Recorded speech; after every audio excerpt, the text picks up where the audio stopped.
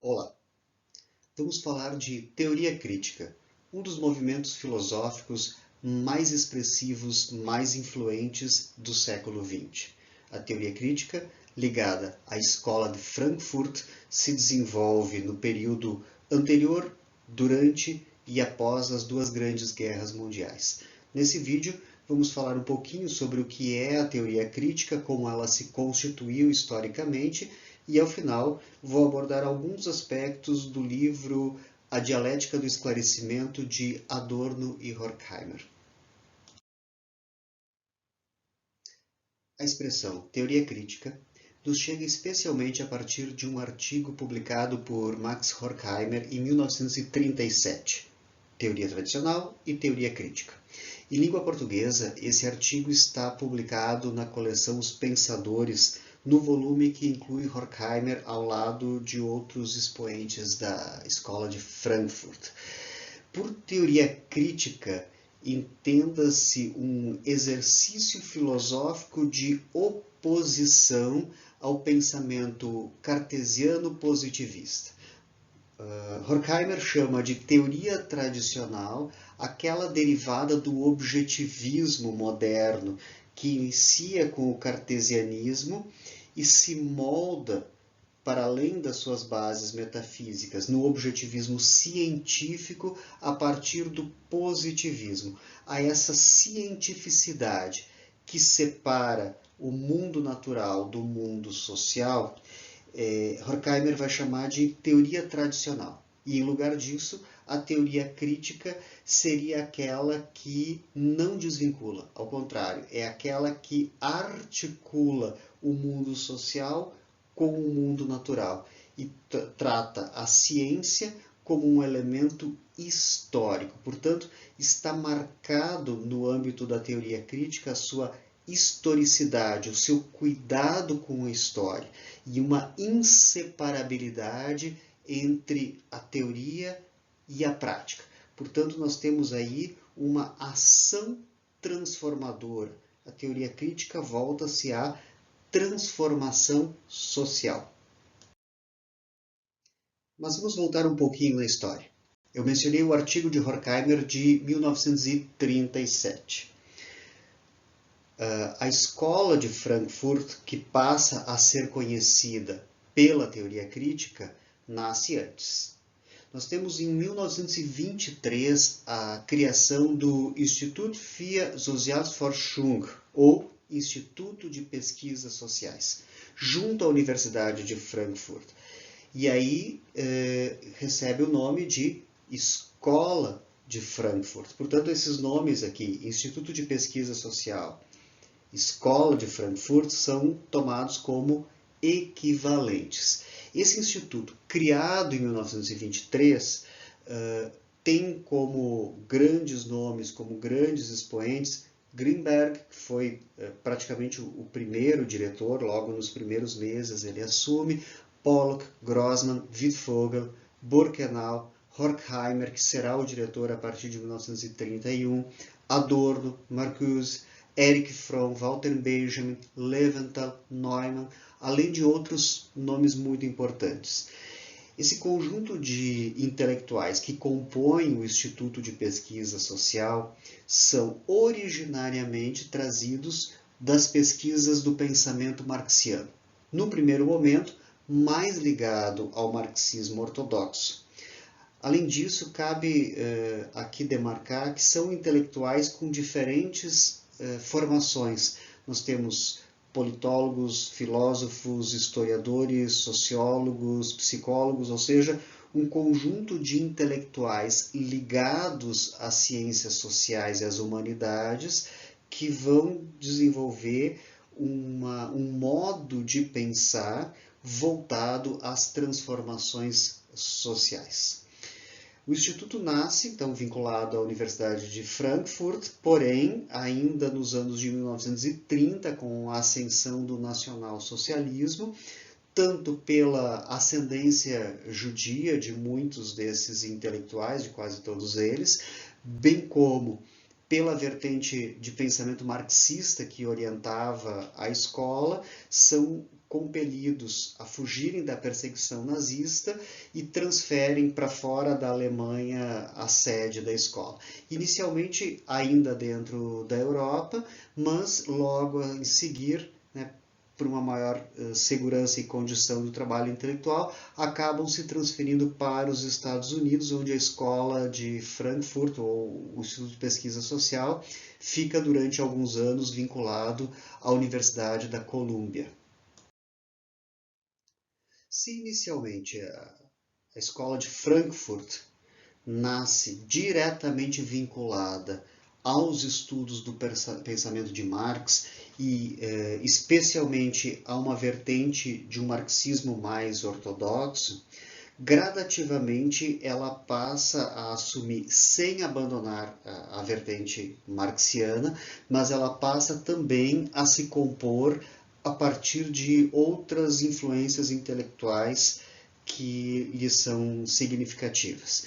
Especialmente a partir de 1931, quando Horkheimer assume a direção do Instituto, há um cuidado de não vincular diretamente o Instituto de Pesquisa Social, a Escola de Frankfurt, ao marxismo ortodoxo, mas mantendo influências ainda do pensamento marxiano, retomar os estudos a partir de Hegel, ganha importância os estudos a partir da psicanálise freudiana, assim como outras vertentes que, conforme a área de pesquisa de cada um dos seus intelectuais, vai tomar projeção. No âmbito filosófico, por exemplo, desde o pensamento de Nietzsche tem importância também na composição do conjunto do pensamento da escola de Frankfurt, assim como outras vertentes da literatura, da sociologia, da história, também vão compor um conjunto de ideias que visam sempre a transformação da sociedade. Em comum permanece, desde a herança marxiana, já apresentada quando Marx diz que a filosofia agora cabe transformar a realidade, esse ideário de transformação social, ou seja, de um trabalho intelectual que tem alcance sobre a própria sociedade, permanece sendo um dos grandes motes da escola de Frankfurt. Se o Instituto de Pesquisa Social, a escola de Frankfurt, em algum tempo precisou sair da Alemanha e ir para os Estados Unidos, passada a guerra e restabelecidas as condições do trabalho intelectual autônomo na Alemanha, há um retorno do Instituto de Pesquisa Social, que novamente vai se estabelecer junto à Universidade de Frankfurt, com sua sede autônoma.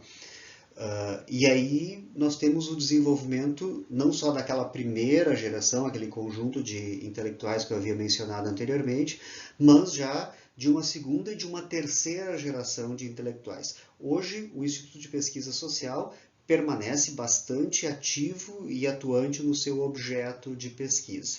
Nós tivemos, já compondo uma segunda geração, nomes como Karl Otto Appel e Jürgen Habermas. Appel faleceu em 2017, Habermas é filósofo vivo, ainda em atividade, que são originários dessa primeira geração. Não mais como autores ligados àquela herança marxiana mais direta, mas autores comprometidos ainda por outros elementos teóricos com dimensões de leitura, interpretação e transformação da sociedade. Vejam, por exemplo, a teoria do agir comunicativo de Habermas e todas as relações entre ética e discursividade da parceria entre Appel e Habermas, que vão colocar elementos de compreensão e transformação da sociedade. Hoje nós já falamos de uma terceira geração de teoria crítica, em que habitualmente o nome de Axel Honneth é diretamente mencionado. É o autor que trabalha com o conceito de reconhecimento recuperado do jovem Hegel. No Brasil, um dos seus textos mais conhecidos é Luta por Reconhecimento. Axel Honneth é hoje membro do Conselho Curador do Instituto de Pesquisa Social. E como membro do Conselho Científico do Instituto de Pesquisa Social, nós temos hoje Judith Butler, que se não é uma autora que esteja diretamente vinculada àquela herança marxiana original, mas é uma autora que, ao fundir várias vertentes do pensamento da atualidade, se coloca também dentro de uma dimensão muito ativa de leitura e transformação da realidade social.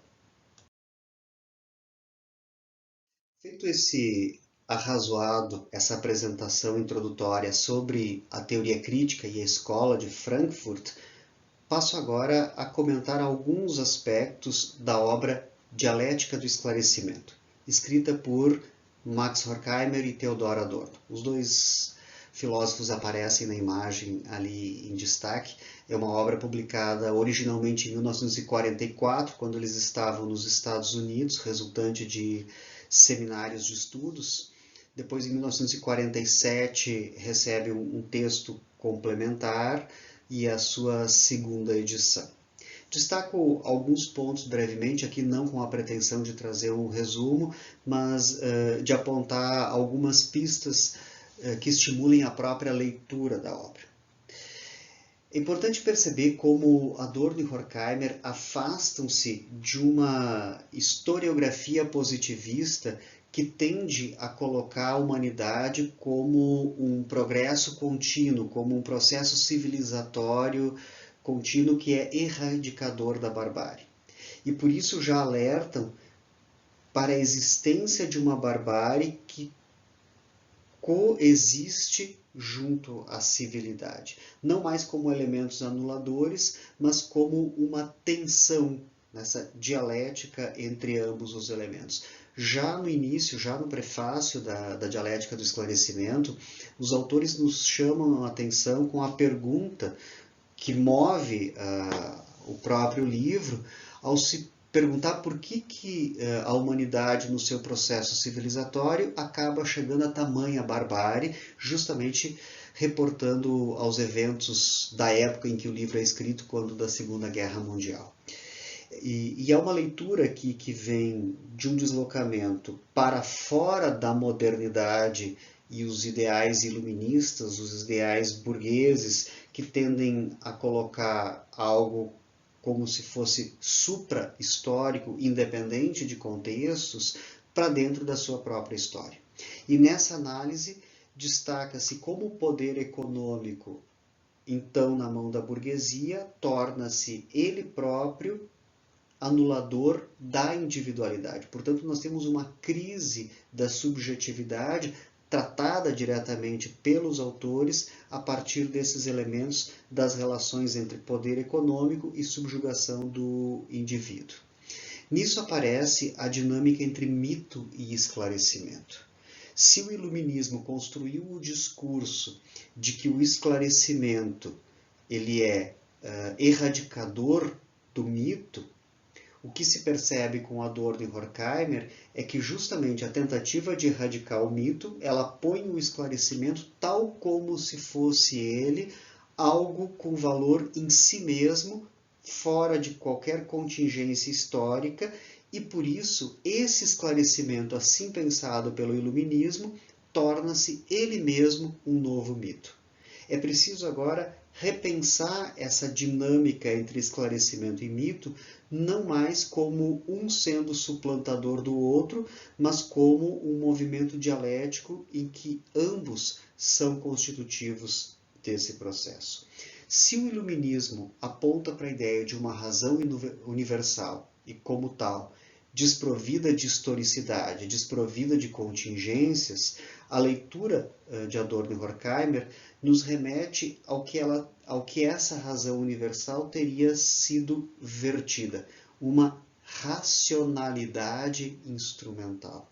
Ou seja, o esclarecimento que no seu projeto originalmente visa ser de autonomia a todos, ele acaba por ser subvertido sob domínio da burguesia em uma nova forma de totalitarismo, que já não mais pensa o próprio pensamento, mas toma o pensado com valor absoluto, com valor em si mesmo.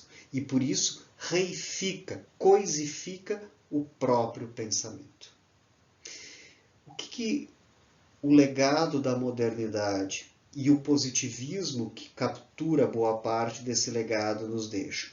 A ideia de que a ciência e a técnica sejam elas próprias detentoras do avanço, do progresso e, portanto, sejam elas constituidoras do processo civilizatório, mas que acabam tomando ou dando as condições de instrumentalização, ou seja, aqueles setores econômicos que dominam a ciência e a técnica instrumentalizam, agora administram esse mundo. Nós temos a ideia de mundo administrado e uma ideia de dominação que se estabelece a partir disso.